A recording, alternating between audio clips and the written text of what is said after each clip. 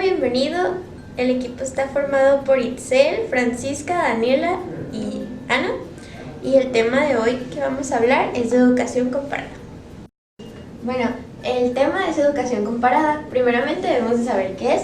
La educación comparada forma parte de las ciencias de la educación y se encarga del estudio de las semejanzas y de las diferencias entre los objetos de estudio utilizando el método comparativo. Sus objetos de estudio son los sistemas, las prácticas, los métodos y las formas de enseñanza. Un ejemplo de esto sería cómo es que se imparte la educación en México en comparación con la educación en China. Como propósito tiene recopilar información sobre las prácticas educativas alrededor del mundo para comprenderlas y con la finalidad de realizar propuestas de cambio para mejorar el sistema educativo. Bueno, el siguiente tema se trata de las corrientes epistemológicas de la educación comparada. La primera de ellas es el positivismo de Marc Anthony Juliens.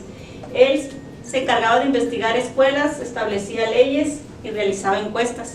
Su método científico tenía que ver con variables empíricas y probar las hipótesis. Esto adquiría conocimientos objetivos. Después surgió el relativismo en la época del siglo XIX por el autor Chomsky. Él encarnó los conceptos de carácter nacional que también relacionó los esquemas contextuales. Y finalmente el funcionalismo histórico. Este interrelacionaba las instituciones educativas con las instituciones culturales dentro de un entorno social. Vamos a hablar sobre las etapas del desarrollo histórico de la educación comparada. La primera es estructuralista. Esta se caracteriza por las narraciones de los viajeros que con su afán de por conocer otras tierras se toparon con diferentes sistemas educativos. El máximo exponente de esta etapa es Marc Anthony Juliens, que también se considera el padre de la educación comparada gracias a su obra Un esquema en los trabajos de educación comparada. La siguiente etapa es de los encuestadores. Esta va aproximadamente de 1830 a 1914. Esto se caracteriza por tener un propósito un poco más definido sobre los estudios a comparar. Aquí el gobierno empieza a preocuparse más por enviar a viajeros a recorrer Europa y Estados Unidos para que estudiaran los sistemas de enseñanza en vigor. Como representantes está Victor Dowsing y otro que fue Sadler. Ellos dos tenían como propósitos muy diferentes, pero pues son los más reconocidos de esta etapa. Otra etapa es sistematizaciones teóricas que va de 1920 a 1940. Esto se caracteriza porque empiezan a meter las ideas comparativas a las aulas escolares varios autores. También se empiezan a presentar distintos sistemas educativos a los alumnos y Francia, Inglaterra y Alemania son los más representantes que empiezan a activar este fenómeno. De igual manera se empiezan a abrir más escuelas públicas entre otras instituciones. Por último está la etapa prospectiva que va aproximadamente de 1945 a los 2000. Esta etapa se caracteriza por ser una etapa de extensión de la educación comparada. Aquí se empiezan a meter a los planes de estudios en las universidades. De igual manera pues empiezan a extender hacia otras ramas con más cosas por comparar. Pedro Rosello es el máximo representante de esta etapa, ya que él es el que logra difundir y extender la educación comparada por diferentes partes del mundo y pues también crea la educación comparada dinámica. Vamos a ver rápidamente las características de la comparación educativa. La primera es que rechaza la igualdad, nos dice que no hay una mismidad. A nivel intuitivo, pues no todo es igual. La segunda nos dice que tienen que haber criterios cuantitativos y cualitativos o los dos al mismo tiempo para que haya un orden entre dicha comparación. La tercera habla sobre identificar semejanzas, diferencias y relaciones. La cuarta nos dice que una variable que siempre se ve en la comparación es el espacio y el tiempo. La quinta nos habla para poder relacionar un hecho concreto y que tenga sentido, tenemos que estar siempre pensando relacionablemente sobre un hecho superior para que exista cierta relación. La sexta habla sobre la geografía y la histórica. Esto nos dice que siempre hay una proximidad entre esas dos y vuelve a retomar el tema de espacio y tiempo para poder llegar a dicha comparación. La 7 nos habla sobre que no es imaginable que haya una comparación sin el juicio sociocultural, ya que tenemos que tomarlo en cuenta al hablar también de geografía e historia. La 8 nos habla sobre distinguir la teoría y a la aplicación, ya que la teoría es la información, el proceso que vamos a ir viendo para llegar a la aplicación y a dichos resultados.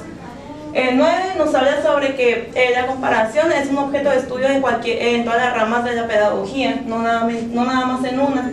La 10 nos habla sobre que se mira desde un punto metodológico de procesos, pero también está por la teoría y la práctica. La 11 nos habla sobre agrupar diferencias. Acá tenemos que identificarlas y acá tenemos que agrupar las diferencias que encontremos para llegar a comparar. Y por último nos habla sobre que la comparación cuenta con relaciones recíprocas, se van pasando hacia otras personas, etcétera, objetos de estudio para que sigan existiendo dichas comparaciones y puedan mejorar. Bueno, continuando con el punto número 5, tenemos el tema que es etapas del análisis comparativo. Son 4 etapas importantes. La primera etapa, como se denomina aquí arriba, es la descripción. Aquí tenemos el objetivo principal, que es, vamos a escribir un poco sobre el tema que seleccionamos. Y tenemos el punto número 2, es la interpretación. Es donde se recaba toda la información obtenida, puede ser desde puntos de revista, libros, información en internet o lo que ya conocemos previamente. Y pues como dice aquí, se recaba información, elimina errores, se desecha como toda la paja que tenemos y se selecciona lo más importante. De este punto número 3 tenemos la yuxtaposición. Los datos son analizados para detectar hipótesis de lo que podemos hacer. Aquí es donde ya se concentra más la información en lo específico. Y la opción número 4 es la comparación, que es una síntesis de toda la información que ya obtuvimos y se relaciona a lo más importante. En nuestras indicaciones estratégicas para llevar a cabo las investigaciones comparativas son 3. Una de ellas son las unidades de análisis, que es nuestro objeto de estudio. Como segunda opción tenemos categoría de análisis. Esta es la clasificación de la información que se obtiene del objeto de estudio. Y por último, los constructos teóricos. Estas son las herramientas que utilizaremos en nuestra investigación, como son los sistemas, los modelos, métodos que tengan validez. Continuando con el punto número 7, aquí les vamos a hablar sobre los organismos nacionales e internacionales de la educación comparada. Contando con el punto número 1, tenemos BAICE, que este se creó en septiembre de 1997. Es la Asociación Británica de Maestros e Investigadores.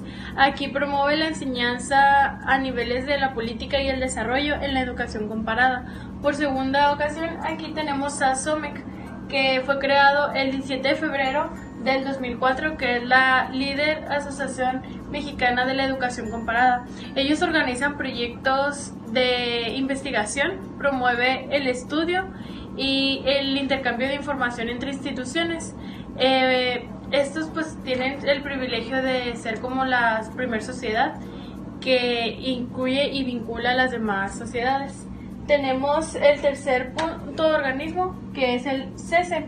Este fue creado en 1961 en Londres. Es la sociedad fundadora del Consejo Mundial de Asociaciones de la Educación Comparada. Aquí este es un organismo sin fines de lucro y promueve, fomenta y dirige el desarrollo del aprendizaje del área de la educación y la cultura que se enseña. Tenemos por cuarta ocasión el SAESE, que es la Sociedad Argentina de Estudios Comparados de Educación. Esta fue creada en agosto del 2001. También, igual como ya lo habíamos mencionado, pues también se promueve mucho la investigación y el desarrollo entre las instituciones. Y por último tenemos la Universidad Cornell, que fue fundada en 1865. Es una universidad privada que lo que abarca en ella es de que tiene maestros y autoridades muy eficientes en la rama de la investigación y pues reflexiones teóricas para el desarrollo de la educación comparada. Entonces ellos participan y se unen porque cuentan con un gran nivel de desarrollo en la investigación y en las prácticas investigadas.